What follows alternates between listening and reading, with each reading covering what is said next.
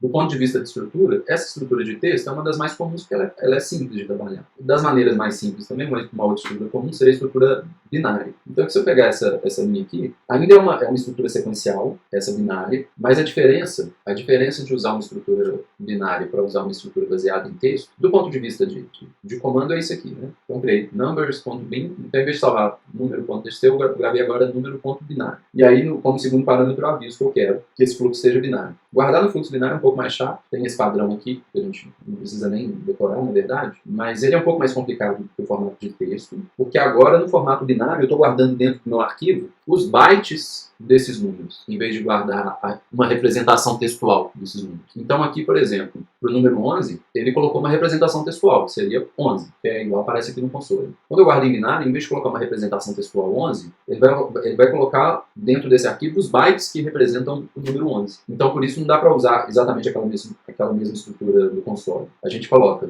normalmente a gente pega um ponteiro para o número, e aí eu falo quantos bytes tem por número, e aí no fout eu tenho essa função aqui, write, que eu posso usar ela e passo para ela um ponteiro para o número e o número de bytes que eu tenho por número. Então aqui, ó, o primeiro número, eu peguei um ponteiro, o número de bytes e escrevi. Passei para ele o ponteiro e o número de bytes. Para cada número eu faço isso. Dentro desse arquivo aqui binário, se eu abrir ele, eu não vou conseguir nem interpretar os dados que estão dentro dele direito. Esse binário dentro do editor de texto, ele fica assim. Porque não é formato de texto. O computador, vamos dizer assim, esses editores de texto estão acostumados a ler texto, não arquivo binário. Então, às vezes, ter uma imagem mental do que está acontecendo dentro do arquivo pode ser um pouco confuso. Mas uma coisa interessante de ver é o seguinte: o arquivo binário, nem sempre, mas várias das vezes, ele tende a ser menor do que o arquivo de texto. Nem sempre, mas ele tende. No caso aqui, o arquivo de texto é menor. Por que ele tende a ser menor do que o arquivo de texto? Porque no arquivo de texto tem que ficar colocando essas separações aqui para representar os números. E no binário não. O arquivo de texto aqui ganhou do arquivo binário em tamanho por quê? Porque os números são pequenos. Então, para eu representar o número 1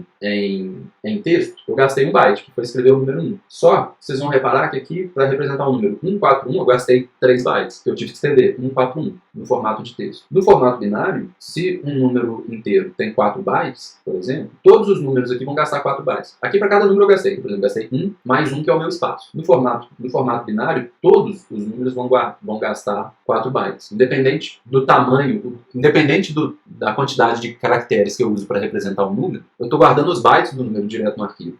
Então, aqui eu gastei 4 bytes para representar o número 131. E na medida que esses números crescem, eu ia começar a gastar mais bytes. No caso da representação binária, não, sempre eu vou gastar 4 bytes só. Então, com exceção desse caso aqui, onde os números são muito pequenos, o arquivo binário ele vai tender a ser menor. Vamos fazer um exemplo aqui. Por exemplo, eu tenho 500 números. E aí eu vou colocar esses 500 números no arquivo. E aí a gente vai ver essa diferença. Então aqui, ó, essa foi a minha lista dos números. Então agora eu tenho mais números e os números são grandes. Outra coisa que a gente pode fazer, só para deixar essa diferença mais clara, é eu vou multiplicar a ordem desses números. Em vez de ser na ordem de 10, vai ser na ordem de 1000. Então aqui, ó, eu tenho essa lista, ó, 1, 1001, 2001, 3001, etc. E eu tenho 500 números nesse formato. No arquivo de texto ficou como? Ficou assim, ó, todos os meus números aqui. Estão vendo que em texto, na hora que o número começa a ficar um pouco maior, eu gastei 1, 2, 3, 4, 5, 6, mais o espaço, 7 bytes, para representar esses números aqui. No formato binário, se o inteiro tem 4 bytes, ele vai gastar 4 bytes. Então, se eu tentar abrir o arquivo binário, a gente não vai nem conseguir ver, porque ele está guardando bytes direto, ele não está guardando texto. Mas se eu for olhar agora, nesse caso, o arquivo binário tem 2 kilobytes e o arquivo de texto tem 3 kilobytes. Aí é uma questão de escolha, né? Tem alguns formatos para guardar dados que são mais textuais, tem alguns formatos que são mais baseados no binário. Quando a gente quer mais eficiência, normalmente a gente vai usar o binário, porque o binário só vai gastar mais espaço que o textual, no caso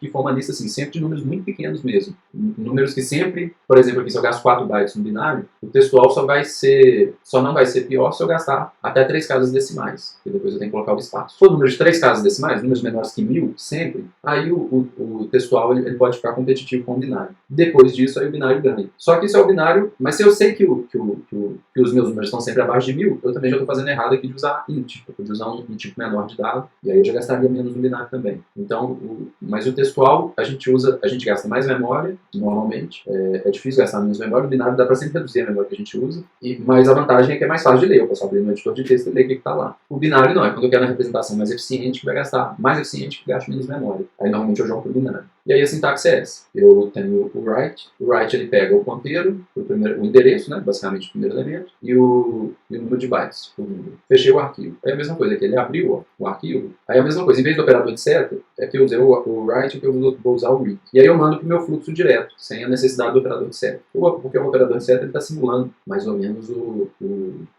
operador de seta, essas setas, né, de fluxo, ele está simulando o comportamento que seria no console. Né? Se eu ler aqui embaixo, eu tenho aqui, estou imprimindo os meus elementos, só para ter certeza de que o que eu li deu certo. E aqui eu estou chamando aqui, ó, file system, file size. É um comando para dizer qual é o tamanho do arquivo. Então, meu arquivo de texto teve 3387 bytes, 3.387 bytes. Meu arquivo binário teve 2.000 bytes. Então, ele tem que é um número bem redondo, por quê? Porque como ele gasta certinho 4 bytes por elemento, aqui eu coloquei um número redondo de 500, então aqui eu tenho 500 elementos. Cada inteiro gasta 4 bytes, então meu arquivo ficou com 2.000 bytes, certinho. Depende. Agora, a representação textual, aí varia muito, porque independente do número gastar 4 bytes, pode ter aqui um número que textualmente gasta mais caracteres, né, para representar.